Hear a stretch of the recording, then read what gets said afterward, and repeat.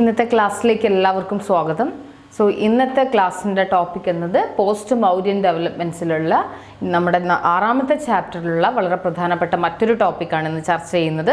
പ്രധാനമായും trade and commercial activities ഒക്കെ, അതായത് പോസ്റ്റ് മൗര്യൻ ഡെവലപ്മെൻറ്റ്സിനുള്ള ആ ഒരു കാലഘട്ടത്തിൽ നടന്നിട്ടുള്ള ട്രേഡ് ആൻഡ് കൊമേഴ്ഷ്യൽ ആക്ടിവിറ്റീസ് എന്തൊക്കെയാണെന്നാണ് ഇന്ന് പ്രധാനമായിട്ടും ചർച്ച ചെയ്യാൻ പോകുന്നത്. ഓക്കെ, അപ്പം നമുക്ക് ആദ്യമായിട്ട് ട്രേഡിലോട്ട് തന്നെ കടക്കാം. അവിടുത്തെ വളരെ പ്രധാനമായിട്ടും ഏതൊക്കെ തരത്തിൽ ഈ പോസ്റ്റ് മൗര്യൻ ഡെവലപ്മെൻറ്റ്സിൻ്റെ ആ ഒരു കാലഘട്ടത്തിൽ ഏതൊക്കെ തരത്തിലായിരുന്നു വ്യാപാരം, എന്തായിരുന്നു ആ വ്യാപാരത്തിൻ്റെ സവിശേഷതകൾ, എന്തെല്ലാം സവിശേഷതകൾ അല്ലെങ്കിൽ ഫീച്ചേഴ്സ് ഈ ഒരു ട്രേഡിനുണ്ടായിരുന്നു, അത്തരം കാര്യങ്ങളാണ് നമ്മൾ ഈ ഒരു ക്ലാസ്സിൽ പ്രധാനമായിട്ടും ചർച്ച ചെയ്യാൻ പോകുന്നത്. ഓക്കെ, അപ്പം ആദ്യമായിട്ട് പറയേണ്ടത് അവിടെ ഈ ഒരു കാലഘട്ടത്തിൽ നടന്നിട്ടുള്ള ട്രേഡ് എന്ന് പറയുന്നത് internal trade and external trade ഉണ്ടായിരുന്നു എന്നുള്ളതാണ്. ആഭ്യന്തരമായിട്ടുള്ള വ്യാപാരവും അതോടൊപ്പം തന്നെ അന്താരാഷ്ട്ര വ്യാപാരവും ഈ കാലഘട്ടത്തിൽ നിലവിലുണ്ടായിരുന്നു. ഓക്കെ, സോ വളരെ പ്രധാനമായിട്ടുള്ള അവിടുത്തെ മൗര്യൻ പീരീഡിൻ്റെ ഏറ്റവും വലിയൊരു സവിശേഷത എന്ന് പറയുന്നത് ഞാൻ പറഞ്ഞു ഈ ഒരു വ്യാപാരത്തിൻ്റെ വളർച്ച, അതോടൊപ്പം തന്നെ വ്യാപാരവും വാണിജ്യത്തിൻ്റെയും ഒരു വളർച്ച എന്നത് പറയുന്നത് വളരെ കൃത്യമായിട്ട് നമ്മൾക്ക് വിസിബിൾ ആയിട്ടുള്ള അടയാളപ്പെടുത്തുന്ന ഒരു കാലഘട്ടമായിരുന്നു പോസ്റ്റ് മൗര്യൻ പീരീഡ് എന്ന് പറയുന്നത്. അതുതന്നെ ആ ഒരു കാലഘട്ടത്തിൻ്റെ വളരെ പ്രധാനമായിട്ടുള്ള ഒരു സവിശേഷതയായിട്ടും കണക്കാക്കുന്നുണ്ട്. ഓക്കെ, അപ്പോൾ എന്താണ് ആ ഒരു പോസ്റ്റ് മൗര്യൻ പീരീഡ് അല്ലെങ്കിൽ ഇക്കോണമിയുടെ ഒരു സവിശേഷത എന്ന് പറഞ്ഞാൽ പ്രധാനമായിട്ടും നിങ്ങൾ എഴുതണം ആ കാലഘട്ടത്തിൽ വ്യാപാരവും വാണിജ്യവും വളരെ കൃത്യമായ രീതിയിൽ ഒരു വളർച്ച പ്രാപിച്ച ഒരു കാലഘട്ടമായിരുന്നു പോസ്റ്റ് മൗര്യൻ എന്ന് പറയുന്നത്. ഓക്കെ, അപ്പം അത്തരത്തിലൊരു വ്യാപാരം വളർന്നു എന്ന് പറയുമ്പം നിങ്ങൾ മനസ്സിലാക്കേണ്ടത് അത് ആഭ്യന്തരമായിട്ടും നടന്നിട്ടുണ്ടായിരുന്നു, അതോടൊപ്പം തന്നെ അന്താരാഷ്ട്രപരമായിട്ടും ബാഹ്യ പുറത്തുനിന്നുള്ള വ്യാപാരവും നടന്നിട്ടുണ്ട്, അതോടൊപ്പം തന്നെ ഇന്റേണൽ ആയിട്ടുള്ള വ്യാപാരവും ഉണ്ടായിരുന്നു.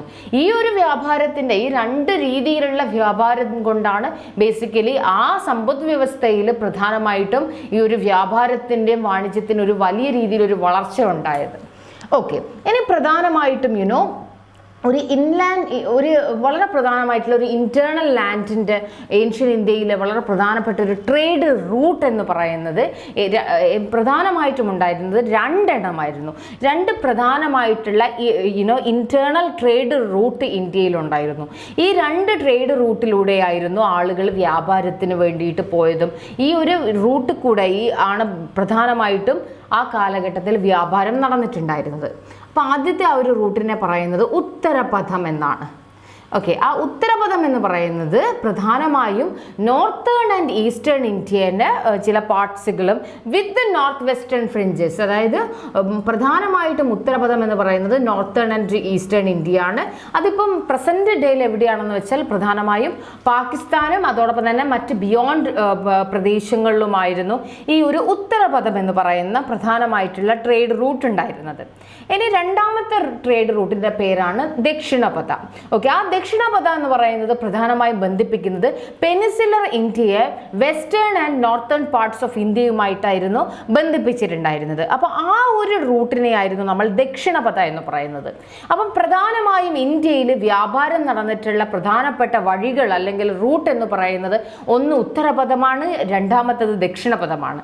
ഓക്കെ, അത് വളരെ പ്രധാനമായിട്ടും ഓർമ്മിക്കണം. ഇനി ദക്ഷിണപഥം എന്ന് പറയുന്നത് ഈ നോർത്ത് ആൻഡ് സൗത്ത് ഇന്ത്യനെ തമ്മിൽ ബന്ധിപ്പിക്കുന്ന വളരെ പ്രധാനപ്പെട്ട ഒരു ഇന്റേണൽ ആയിട്ടുള്ള ഏൻഷ്യന്റ് ഇന്ത്യയിൽ ഉണ്ടായിരുന്ന ട്രേഡ് റൂട്ട് ആയിരുന്നു. അതായത് നോർത്ത് ഇന്ത്യനെ സൗത്ത് ഇന്ത്യയുമായി ബന്ധിപ്പിക്കുന്ന വളരെ പ്രധാനമായിട്ടുള്ള ഒരു ട്രേഡ് റൂട്ടായിരുന്നു ഞാൻ ഈ പറഞ്ഞിട്ടുണ്ടായിരുന്ന ദക്ഷിണപഥ എന്ന് പറയുന്നത്.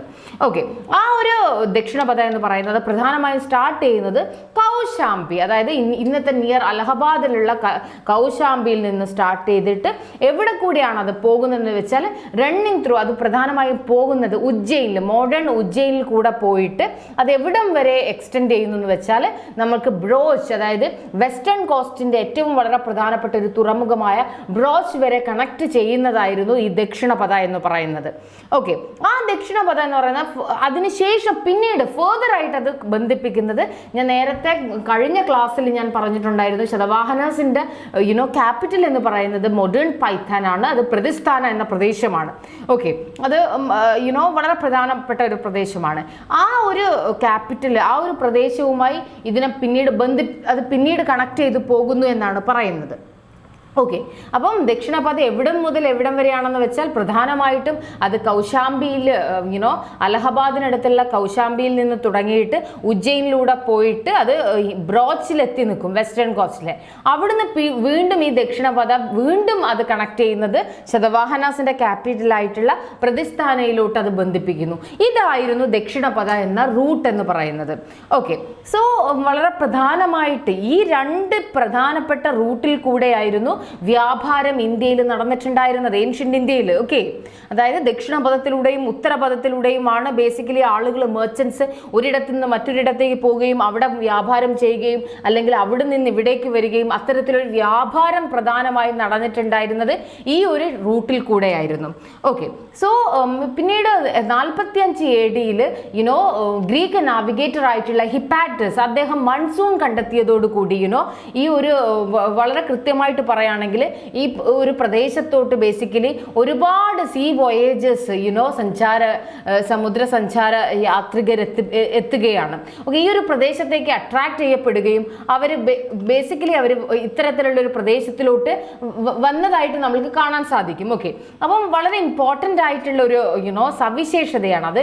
ഏത് കാലഘട്ടത്തിലാണ് നടന്നതെന്ന് വെച്ചാൽ പ്രധാനമായും AD 45 ഗ്രീക്ക് നാവിഗേറ്റർ ആയിട്ടുള്ള ഹിപ്പാറ്റസ് അദ്ദേഹം മൺസൂൺ കണ്ടുപിടിച്ചതോടുകൂടി ആ ഒരു എക്സ്റ്റേണൽ ട്രേഡ് റൂട്ട് അതിൻ്റെ ഭാഗമായിട്ട് ട്രേഡിംഗ് പേർപ്പസിൻ്റെ ഭാഗമായിട്ട് ഒരുപാട് ആളുകൾ ഈ ഒരു ട്രേഡ് റൂട്ട്സ് ഉപയോഗിച്ചു എന്നാണ് പറയുന്നത്. ഓക്കെ, ഇനി അതായത് ഇന്റേണൽ ട്രേഡ് റൂട്ട് നടന്നു. ഇനി എക്സ്റ്റേണൽ ആയിട്ടുള്ള ട്രേഡ് റൂട്ട് പ്രധാനമായും സമുദ്രങ്ങൾ വഴിയായിരുന്നു. ഓക്കെ, അപ്പം പ്രധാനമായിട്ടും ഒരുപാട് തുറമുഖങ്ങൾ ആ കാലഘട്ടത്തിൽ ഇവിടെ ഉണ്ടായിട്ടുണ്ട്. അത്തരത്തിൽ വളരെ പ്രധാനപ്പെട്ട വെസ്റ്റേൺ കോസ്റ്റിലാണെങ്കിൽ നമുക്ക് ബ്രോച്ച് ഉണ്ട്, അതോടൊപ്പം തന്നെ കല്യാണ, ദെൻ മുസിരിസ് എന്ന് പറയുന്നത് നമ്മൾക്ക് ഇന്ന് കൊടുങ്ങല്ലൂരിനടുത്തല്ല ആ ഒരു പ്രദേശത്തിനെയാണ് മുസിരിസ് തുറമുഖം എന്ന് പറയുന്നത്. ഇന്നിപ്പം ചരിത്രപരമായിട്ട് ഇന്ന് നോർത്ത് പറവൂരിലും പട്ടണം എക്സ്കവേഷൻ നടക്കുന്നുണ്ട്. ആ ഒരു മുസിരിസ് എന്ന് പറയുന്നത് വളരെ പ്രധാനപ്പെട്ട ഒരു തുറമുഖമായിരുന്നു ആ കാലഘട്ടത്തിൽ, മുൻപുണ്ടായിരുന്ന കാലഘട്ടത്തിൽ. ഓക്കെ, അപ്പം മനസ്സിലാക്കേണ്ടത് ഈ ഒരു ഇമ്പോർട്ടൻ്റ് ആയിട്ട് ഇന്ത്യയിൽ ഉണ്ടായിട്ടുള്ള തുറമുഖങ്ങൾ പ്രധാനമായും വെസ്റ്റേൺ കോസ്റ്റിൽ ഉണ്ടായിട്ടുണ്ടായിരുന്നത് ബറക്, കച്ചാര, സൊപ്പാറ, കല്യാണ, ദെൻ മുസിരിസ്. ഓക്കെ, സോ ഈ ഒരു തുറമുഖങ്ങളിലൂടെയാണ് പ്രധാനമായും ഷിപ്പുകൾ ഒരു റോമൻ എംപയറിൽ റെഡ് സീയിലൂടെ റോമൻ എംപയറിൽ നിന്നും ഇത്തരം പ്രദേശങ്ങളിലോട്ട് പ്രധാനമായും ഇത്തരം തുറമുഖങ്ങൾ വഴിയായിരുന്നു പുറത്തു നിന്നും ആളുകൾ വ്യാപാരത്തിനായിട്ട് എത്തിയതെന്ന് പറയുന്നത്.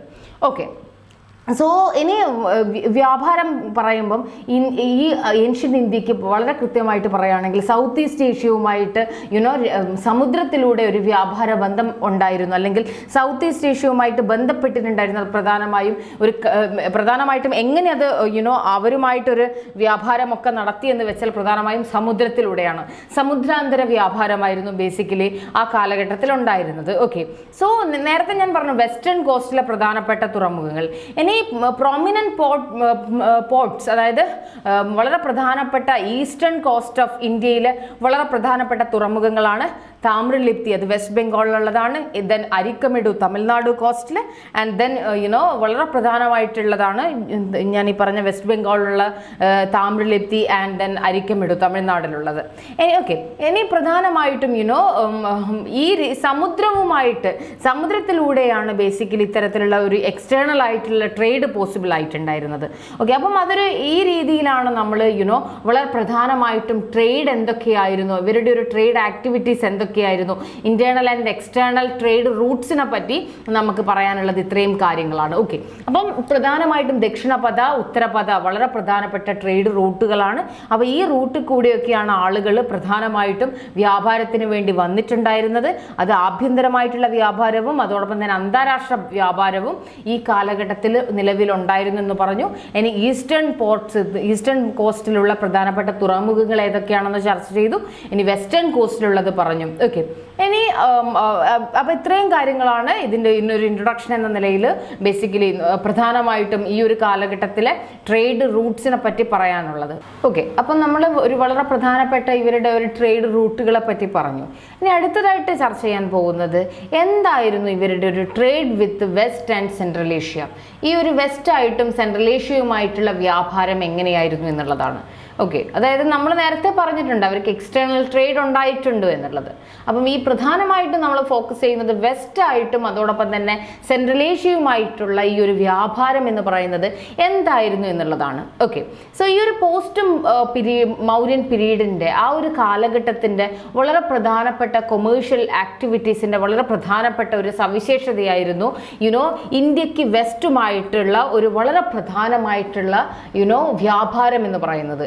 അത് ആ ഒരു കാലഘട്ടത്തിൻ്റെ വാണിജ്യ പ്രവർത്തനങ്ങളുടെ ഏറ്റവും വലിയ സവിശേഷതയായിരുന്നു ഇന്ത്യക്ക് ഈ വെസ്റ്റുമായിട്ട് വളരെ കൃത്യമായ രീതിയിലുള്ള വളരെ മികച്ച ഒരു വ്യാപാരം അവർ നടത്തിയിട്ടുണ്ടായിരുന്നു എന്നുള്ളത്. അതിൽ ഏറ്റവും പ്രധാനമായിട്ട് നമ്മൾ ഉൾക്കൊള്ളിക്കേണ്ടത് റോമൻ എംപയറുമായിട്ട് ഇന്ത്യക്കുണ്ടായിട്ടുള്ള വ്യാപാരമാണ്. ഓക്കെ, അപ്പോൾ അത് വളരെ പ്രധാനമായിട്ട് പോസ്റ്റ് മൗര്യൻ പീരീഡിൽ ഈ ഒരു കൊമേഴ്ഷ്യൽ ആക്ടിവിറ്റീസിൻ്റെ ഏറ്റവും വലിയൊരു സവിശേഷതയായിട്ടാണ് ഇത്തരത്തിൽ ഇന്ത്യക്ക് വെസ്റ്റുമായി ബന്ധപ്പെട്ട് ഇന്ത്യ നടത്തിയിട്ടുള്ള വ്യാപാരങ്ങൾ എന്ന് പറയുന്നത്. അത് അതിൻ്റെ ഒരു വലിയ സവിശേഷതയായിട്ട് കണക്കാക്കുന്നു. അതിൽ ഏറ്റവും നമ്മൾ ഫോക്കസ് ചെയ്യേണ്ടത് അല്ലെങ്കിൽ ഏറ്റവും മുകളിൽ നിൽക്കുന്നത് റോമൻ എംപയർ ആയിരുന്നു. അപ്പോൾ റോമൻ എംപയറുമായിട്ട് ഇന്ത്യക്ക് വളരെ മികച്ച രീതിയിലുള്ള ഒരു വ്യാപാര ബന്ധം ആ കാലഘട്ടത്തിൽ ഉണ്ടായിരുന്നു എന്നുള്ളതാണ് പറയുന്നത്. ഓക്കെ, സോ പ്രധാനമായിട്ടും ആദ്യം ഈ ഒരു റോമൻസുമായിട്ട് ഒരു വ്യാപാരം നടത്തിയിട്ടുണ്ടായിരുന്നത് ആദ്യ കാലഘട്ടത്തിൽ ലാൻഡ് ത്രൂ ആയിരുന്നു. ഓക്കെ, സീയിലോട്ട് കടന്നിട്ടില്ലായിരുന്നു. എന്നാൽ ഒരു സമയം കഴിഞ്ഞ സമയത്ത് ഈ ലാൻഡിലൂടെ ഈ റോമൻസുമായിട്ട് ഒരു വ്യാപാരത്തിൽ ഏർപ്പെട്ട സമയത്ത് ഒരുപാട് തടസ്സങ്ങൾ ഇന്ത്യൻസും അല്ലെങ്കിൽ ബോത്ത് രണ്ടു പേർക്കും അനുഭവിക്കേണ്ടി വന്നു. പ്രധാനമായിട്ടും പേർഷ്യൻസ് മുന്നോട്ട് വെച്ചിട്ടുള്ള ചില അവർ സൃഷ്ടിച്ച പലതരത്തിലുള്ള ഫ്രീക്വൻ്റ് ആയിട്ട് നടത്തിയ ചില തരത്തിൽ പറയുകയാണെങ്കിൽ കൃത്യമായ രീതിയിൽ അവരൊരു തടസ്സം സൃഷ്ടിച്ചു. ഓക്കെ, അല്ലെങ്കിൽ അവരുടെ ഒരു ആക്രമണം എന്നുള്ള രീതിയിൽ നമ്മൾക്ക് പറയാം. അപ്പോൾ സ്വാഭാവികമായിട്ടും ലാൻഡിലൂടെ അത്തരത്തിൽ കാര്യം ഈ ഒരു ട്രേഡ് നടക്കണമെങ്കിൽ ഇവർ പേർഷ്യൻസ് ഭരിക്കുന്ന സ്ഥലങ്ങളിലൂടെയായിരുന്നു ഇവർ ട്രേഡ് ആ റൂട്ട് പോകുന്നത്. അപ്പം അവരെ ഭാഗത്തു നിന്നൊരു ആക്രമണം ഉണ്ടാകുമ്പോൾ സ്വാഭാവികമായിട്ടും അവർ ഭരിക്കുന്ന പ്രദേശങ്ങളിലൂടെ പോകാൻ സാധിക്കില്ല. അത്തരം പ്രദേശങ്ങളിലൂടെ പോയിട്ടില്ല എങ്കിൽ അവർക്ക് ഈ ഉദ്ദേശിച്ച സ്ഥലത്ത് എത്താൻ സാധിക്കില്ല.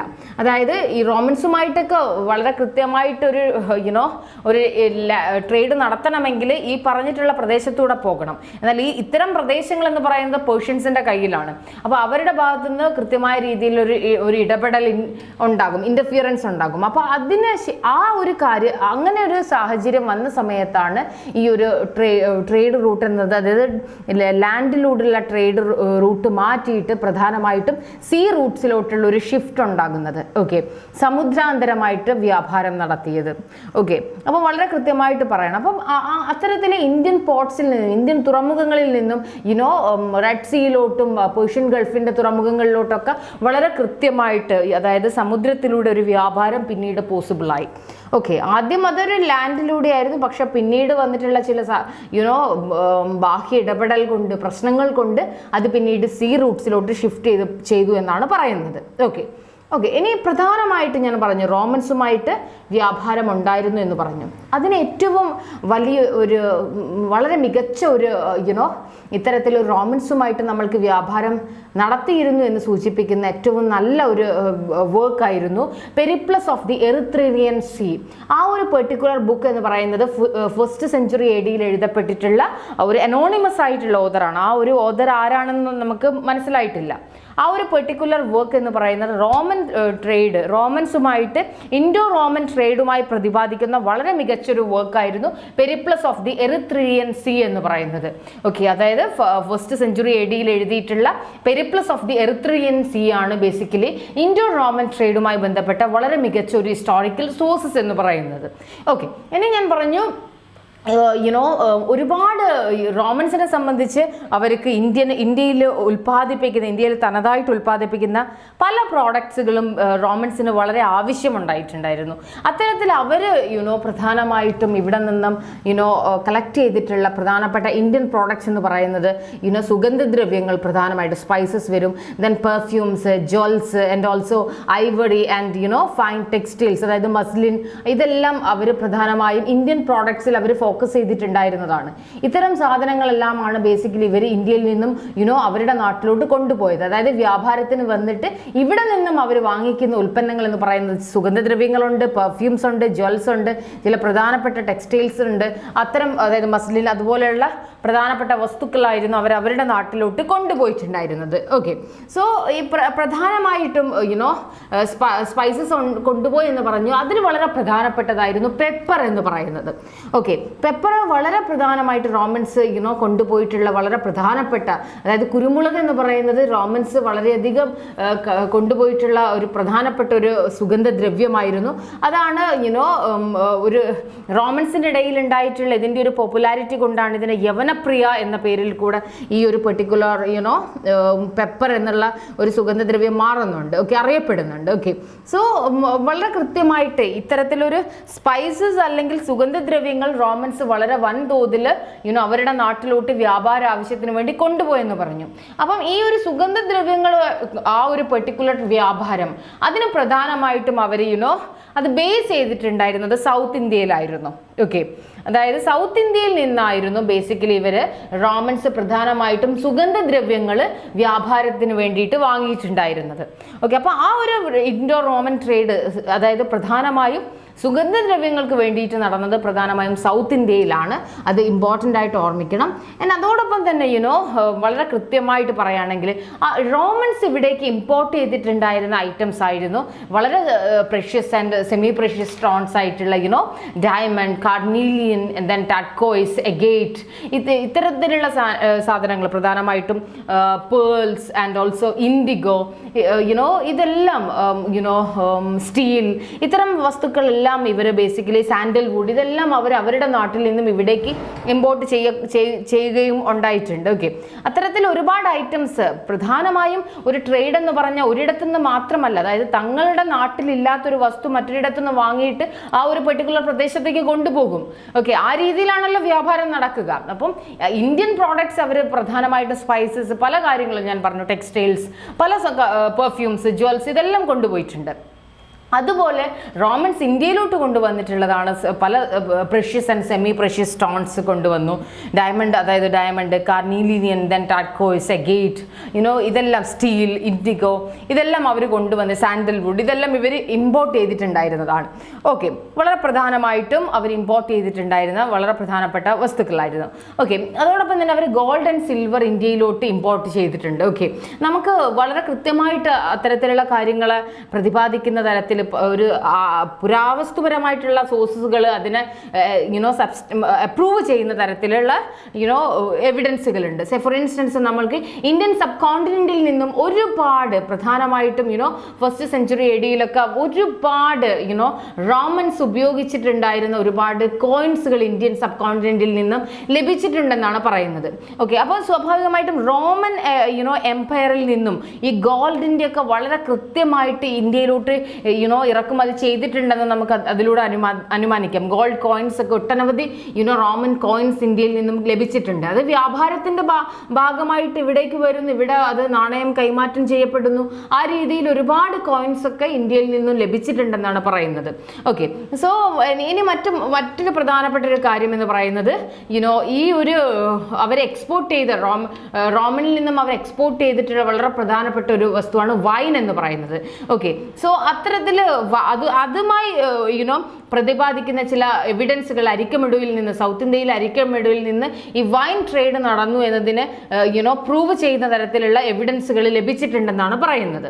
ഓക്കെ, സോ ഈ ഒരു വെസ്റ്റേൺ ട്രേഡേഴ്സ്, ഓക്കെ, അതായത് അവർ പ്രധാനമായിട്ടും ഇത്തരത്തിൽ ഒരുപാട് ഐറ്റംസ് ഇവിടേക്ക് വ്യാപാരം ചെയ്തിട്ടുണ്ട്. അതോടൊപ്പം തന്നെ അവർ tin, lead, then slave girls, ഇതിനെയൊക്കെ അവർ ഇവിടേക്ക് കൊണ്ടുവന്നിട്ടുണ്ട്, വാങ്ങിയിട്ടുണ്ടെന്നും ആ രീതിയിലൊരു വ്യാപാരം കൂടെ ഉണ്ടായിരുന്നു എന്ന് നമ്മൾ മനസ്സിലാക്കേണ്ടതായിട്ടുണ്ട്.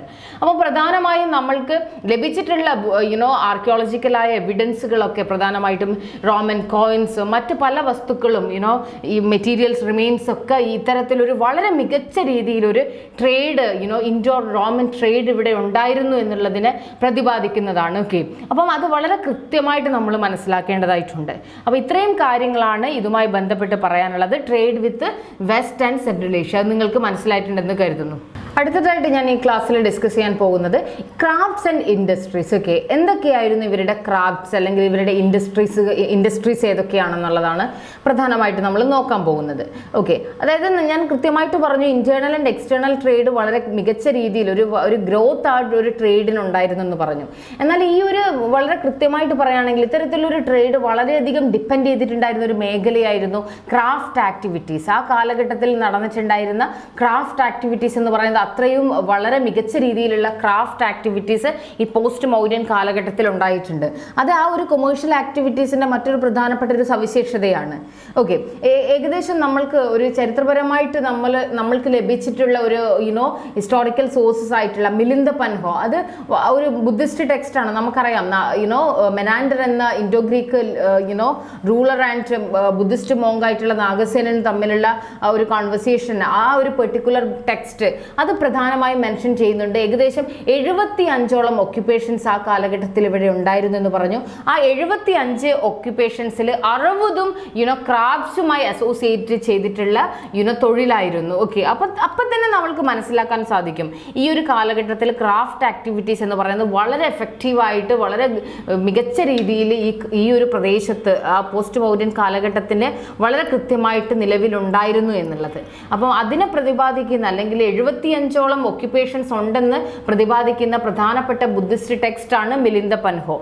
ഒരു 75 ഒക്യുപ്പേഷൻസ് ഉണ്ടെന്ന് പറഞ്ഞു, അതിൽ 60 എണ്ണവും ഈ ക്രാഫ്റ്റുമായി അസോസിയേറ്റ് ചെയ്തിട്ടുള്ളതാണെന്ന് പറഞ്ഞു.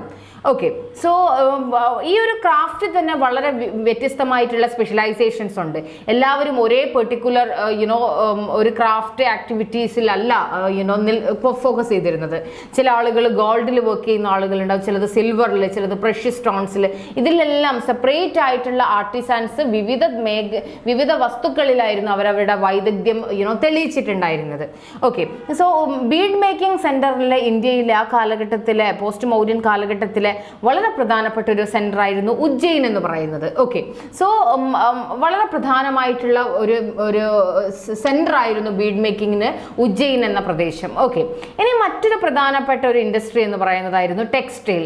ടെക്സ്റ്റൈൽ എന്ന് പറയുന്നത് വളരെ പ്രൊമിനന്റ് ആയിട്ടുള്ള ഒരു ഇൻഡസ്ട്രി ആയിരുന്നു. ഓക്കെ, സോ പ്രധാനപ്പെട്ട ടെക്സ്റ്റൈൽ ഇൻഡസ്ട്രിയുമായി ബന്ധപ്പെട്ട പ്രധാനപ്പെട്ട സെന്ററുകൾ എന്ന് പറയുന്നത് മധുര ആൻഡ് വങ്ക. അത് ഈസ്റ്റ് ബംഗാളിലുള്ള മധുര ആൻഡ് വങ്ക. അത് പ്രധാനമായും കോട്ടൺ ആൻഡ് സിൽക്ക് ടെക്സ്റ്റൈൽസിന് വളരെ പ്രൊമിനന്റ് ആയിട്ട് ആ കാലഘട്ടത്തിൽ ഉണ്ടായിരുന്ന ചില സെന്ററുകളായിരുന്നു. ഓക്കെ, ഞാൻ പറഞ്ഞു ബീഡ് മേക്കിങ്ങിന്റെ ഏറ്റവും പ്രധാനപ്പെട്ട ഒരു സെന്റർ ആയിരുന്നു ഉജ്ജയിൻ എന്ന് പറഞ്ഞു. മറ്റൊരു പ്രധാനപ്പെട്ട ഒരു ഇൻഡസ്ട്രി ആയിരുന്നു ടെക്സ്റ്റൈൽ ഇൻഡസ്ട്രി എന്ന് പറഞ്ഞു. അതിൽ കോട്ടൺ ആൻഡ് പ്രധാനമായിട്ടും സിൽക്ക് ടെക്സ്റ്റൈൽസിന് ഏറ്റവും പ്രൊമിനന്റ് ആയിട്ടുള്ള ഈസ്റ്റ് ബംഗാളിലുള്ള സെന്ററുകളായിരുന്നു മധുര ആൻഡ് വാങ്ക എന്നത്. ഓക്കെ, സോ ചിലതൊക്കെ സൗത്ത് ഇന്ത്യയിലോട്ട് സംബന്ധിച്ച് വരുമ്പോൾ പ്രധാനമായിട്ടും വസ്ത്രങ്ങളിൽ ഡൈയിങ് ചെയ്യുന്ന ആ ഒരു ആക്ടിവിറ്റി ഏറ്റവും കൂടുതൽ സൗത്ത് ഇന്ത്യയിൽ ഉണ്ടായിരുന്നു. ഓക്കെ, അവർ വളരെ പ്രധാനമായിട്ടും ഈ ഒരു കാലഘട്ടത്തിൽ അവർ ഒരുപാട് ഈ ഒരു ആർട്ടിസാൻസിന്റെ അവരുടെ കഴിവ് ഏറ്റവും പീക്കിൽ എത്തിയിട്ടുള്ള ഒരു കാലഘട്ടം കൂടിയായിരുന്നു ഈ പോസ്റ്റ് മൗര്യൻ പീരീഡ് എന്ന് പറയുന്നത്. വളരെ മികച്ച രീതിയിൽ ഒരു പ്രോസ്പെരിറ്റി ഈ ഒരു പെർട്ടിക്കുലർ ഫീൽഡിൽ ഈ കാലഘട്ടത്തിൽ ഉണ്ടായി എന്നാണ് പറയുന്നത്. അത്തരത്തിൽ അങ്ങനെ ഒരു പ്രോസ്പെരിറ്റി ഈ മേഖലയിൽ ഉണ്ടായി എന്നതിന് ഒരുപാട് ഇൻസ്ക്രിപ്ഷൻസ് നമ്മൾക്ക് ലഭിക്കുന്നുണ്ട്. അതായത് ഇത്തരത്തിലുള്ള ഈവൻ ഓരോ കാലഘട്ടത്തിലെ റൂളേഴ്സും ഒരുപാട് റോയൽ പാട്രോണേജ് ഇത്തരം ആക്ടിവിറ്റീസിന് നൽകിയിട്ടുണ്ടായിരുന്നു എന്നുള്ളതിന് സൂചിപ്പിക്കുന്ന ഇൻസ്ക്രിപ്ഷൻസ് നമ്മൾക്ക് ലഭ്യമാണ്. ഒരുപാട് ഡൊണേഷൻസ് പ്രധാനമായും ആർട്ടിസാൻസിന് കൊടുക്കുന്നുണ്ട്. അതായത് മനസ്സിലാക്കേണ്ടത് ഈ പ്രധാനമായും ഈ ഡൊണേഷൻസ് എല്ലാം നൽകുന്നത് ആർട്ടിസാൻസ് ആണ്. അതായത് ഈ ആർട്ടിസാൻസ് അത്തരത്തിലൊരു ഡൊണേഷൻസ് അല്ലെങ്കിൽ ഓൾറെഡി അവരൊരു പാട്രോണേജ് ഒക്കെ ലഭിച്ചിട്ടുണ്ടായിരുന്നു, റോയൽ പാട്രോണേജ് ഒക്കെ ലഭിച്ചു ഒരു വളരെ പ്രോസ്പെരിറ്റി ഉള്ള ഒരു വിഭാഗം ആളുകളായിട്ട് മാറി. അതിനുശേഷം അവർ മൊണാസ്ട്രീസിനൊക്കെ ഈ പറയുന്ന ഈ വിവിധ ക്രാഫ്റ്റിലൊക്കെ വിവിധ തരത്തിലുള്ള വർക്കുകൾ ചെയ്യുന്ന ആർട്ടിസാൻസ് അവർ പിന്നീട് ഈ പലതരത്തിലുള്ള മൊണാസ്ട്രീസിനൊക്കെ ഡൊണേഷൻസ് നൽകാൻ തുടങ്ങി എന്നാണ്. അപ്പോൾ അതിൽ കൂടെ നിങ്ങൾ മനസ്സിലാക്കേണ്ടത് എന്താണ്, വളരെ മികച്ച രീതിയിൽ ഒരു സമൃദ്ധി അല്ലെങ്കിൽ സമ്പത്ത് ഈ പറയുന്ന വിഭാഗം ആളുകൾക്ക് ഉണ്ടായിട്ടുണ്ടായിരുന്നു എന്നുള്ളതാണ്. അപ്പം ഈ ഒരു ക്രാഫ്റ്റ് ആക്ടിവിറ്റീസ് എന്ന് പറയുന്നത് വളരെ എഫക്റ്റീവായിട്ട് ഗ്രൂപ്പായിട്ട് ഈ ഒരു പോസ്റ്റ് മൗര്യൻ കാലഘട്ടത്തിൽ ഉണ്ടായിരുന്നു. വിവിധ ആർട്ടിസാൻസ് വർക്ക് ചെയ്തിരുന്ന മേഖലകൾ വ്യത്യസ്തമായ മേഖലകളായിരുന്നു, അല്ലെങ്കിൽ വ്യത്യസ്തമായ വസ്തുക്കളിൽ അവർ വർക്ക് ചെയ്ത് അവരവരുടെ വൈദഗ്ധ്യം കാണിക്കുകയും അവർ വളരെ കൃത്യമായ രീതിയിൽ സമ്പദ് വ്യവസ്ഥയിൽ വളരെ മികച്ചൊരു സ്ഥാനം ലഭിക്കാൻ അവർക്ക് സാധിച്ചു എന്നാണ് പറയുന്നത്. ഓക്കെ, അപ്പം നമ്മൾ പ്രധാനമായിട്ടും ഇവരുടെ ക്രാഫ്റ്റ് ആക്ടിവിറ്റീസുകൾ എന്തൊക്കെയാണെന്ന് പറഞ്ഞു. ഇനി എന്തായിരുന്നു ഇവരുടെ ഈ ഒരു കാലഘട്ടത്തിൽ പോസ്റ്റ് മൗര്യൻ പീരീഡിൻ്റെ പ്രധാനമായും ട്രേഡ് ആൻഡ് കൊമേഴ്ഷ്യൽ ആക്ടിവിറ്റീസ് പറയുമ്പം ഒഴിച്ചുകൂടാനാവാത്ത മറ്റൊരു ടോപ്പിക്കാണ് ഗിൽഡ് സിസ്റ്റം. ഓക്കെ, ഗിൽഡ്സ് എന്ന് പറയുന്ന വിഭാഗം ആളുകൾ. ഓക്കെ, സോ ഈ ഒരു ഞാൻ പറഞ്ഞു വ്യവസായം വളരെ മികച്ച രീതിയിൽ പോയി. ഇന്റേണൽ ആൻഡ് എക്സ്റ്റേണൽ ട്രേഡ് ഉണ്ടായിട്ടുണ്ട്. ക്രാഫ്റ്റ് ആക്ടിവിറ്റീസ് വളരെ വിപുലമായിരുന്നു. ആർട്ടിസാൻസ് ഒക്കെ വളരെ എഫക്റ്റീവ് ആയിട്ടുള്ള ആളുകളായിരുന്നു, അല്ലെങ്കിൽ വളരെ സമൃദ്ധി ലഭിച്ചിട്ടുണ്ടായിരുന്ന ഒരു കാലഘട്ടമായിരുന്നു എന്നൊക്കെ പറഞ്ഞു.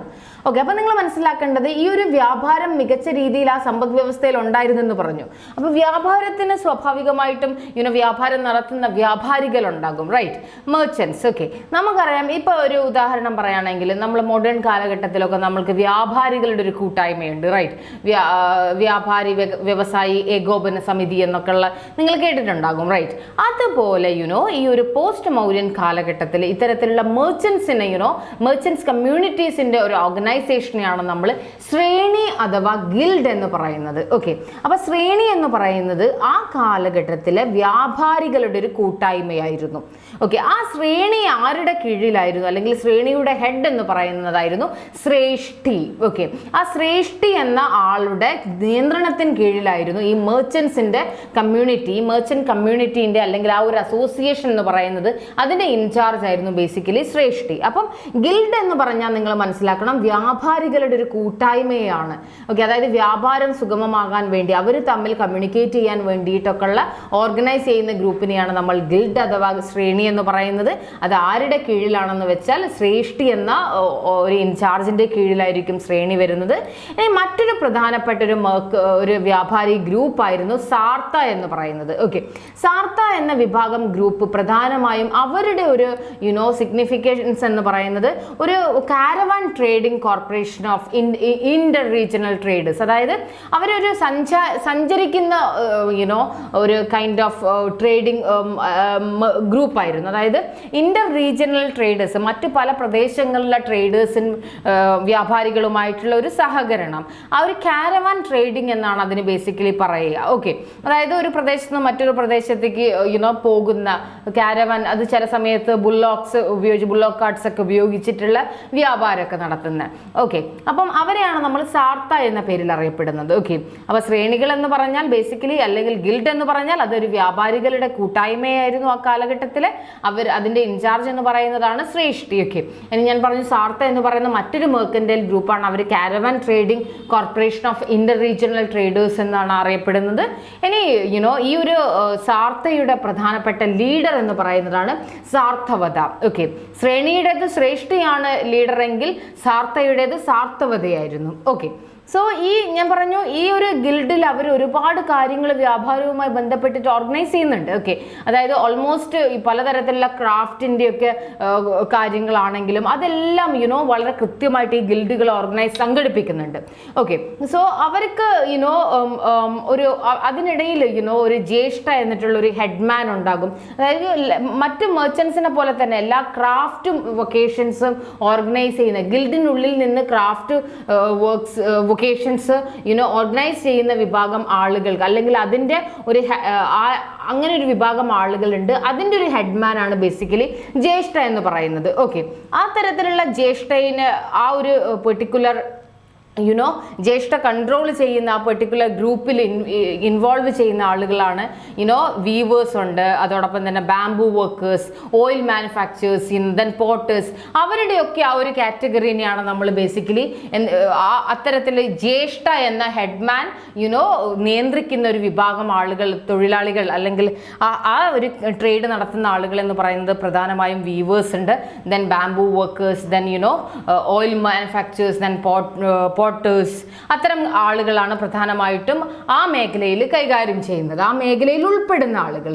ഓക്കെ, സോ പ്രധാനമായിട്ടും നമ്മൾ മനസ്സിലാക്കേണ്ടത് ഈ ഒരു ഗിൽഡ് സിസ്റ്റം എന്ന് പറയുന്നത് ക്രാഫ്റ്റ്സ്മാൻ്റെയും മെർച്ചൻസിൻ്റെയും ഒക്കെ ഒരു അസോസിയേഷനാണ്. ഒരേ പൊസിഷൻ ഫോളോ ചെയ്യുന്ന ആളുകളുടെ, അല്ലെങ്കിൽ ഒരു സെയിം കമ്മോഡിറ്റി